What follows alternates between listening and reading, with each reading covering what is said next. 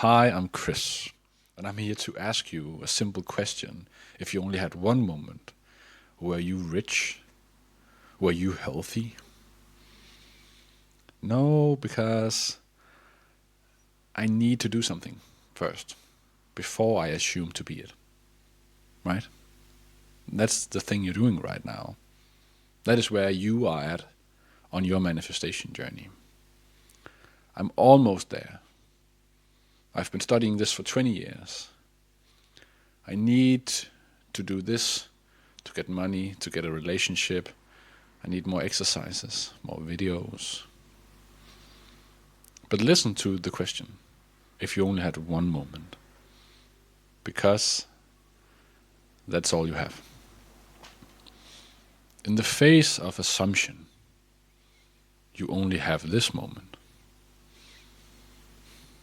It's only in your head that you confuse physical reality, the movement of time, with the actual representation of a thought, a feeling, an assumption, a knowing in the present moment. You tell yourself, well, stuff needs to happen before I can assume that.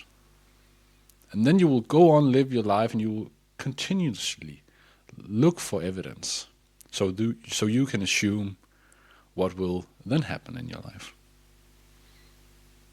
But that's not manifestation. Manifestation is allowing yourself the great luxury of deciding what will I include in my now moment. Just pick something. Your internal world is not dependent on that. It's the other way around. So when I tell you in all my videos, divide the two, I really don't mean that there is a separation, because there's not. But you have it upside down. And that is why I ask you, first step, make a separation so you know outside world does not dictate your inside world. But then, if you were to keep watching my videos, you would hear me say, there's no difference. How can that be? You tell me to separate the two, and then you tell me they are the same. Yes. Because outside world is a reflection. That everything you're looking at, everything you're judging, everything you're using to make a new assumption, it has been created 6 months ago, 12 months ago, 18 months ago. Right? So what I'm telling you to do is go to the factory of creation, your own consciousness, your own imagination, and just pick stuff.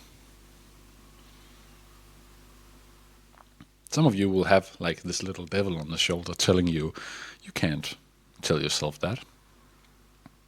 But I think you can know to be true that you can hold an image in your head without anyone telling you you can't do it. Like, there's nobody stopping you from imagining a polar bear right now.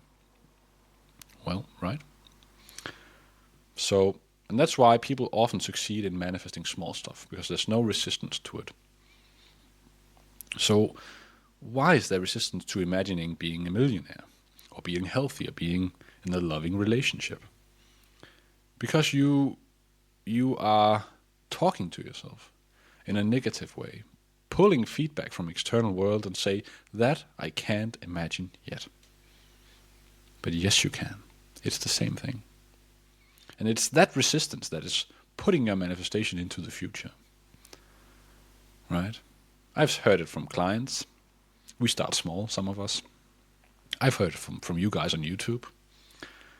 Yeah, I succeeded in manifesting a new bird in my reality, a blue balloon, a butterfly, whatever it is. And it's because you have no evidence of the opposite.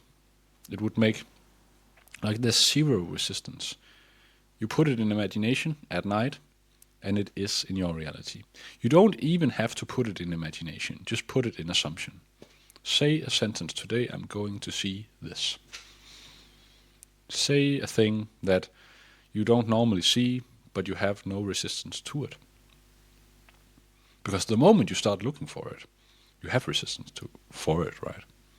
Now you need it to happen. So what will you include in this moment in terms of assumptions about yourself? What are you? Not what is physical reality telling you, but what are you? You, what are you picking?